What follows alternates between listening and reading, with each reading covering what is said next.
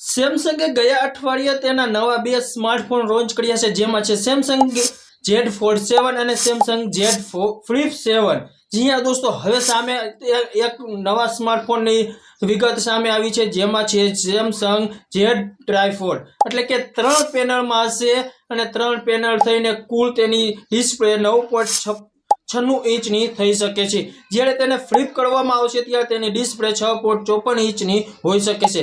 એક અહેવાલ મુજબ સેમસંગે દક્ષિણ કોરિયામાં તેમનો ગેલેક્સી Z ટ્રાયફોડ નામ માટે ટ્રેડમાર્ક ફાઇલ કર્યો છે।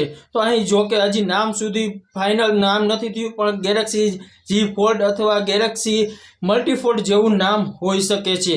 તો દોસ્તો, આવી રીતે અહીં ત્રણેય પેનલ ભેગી કરીને કરવામાં આવશે તો તે 9.96 ઇંચની ડિસ્પ્લે થશે, અને જો ભેગી થઈ જશે ત્રણેય પેનલ તો 6.54 ઇંચની ડિસ્પ્લે થશે।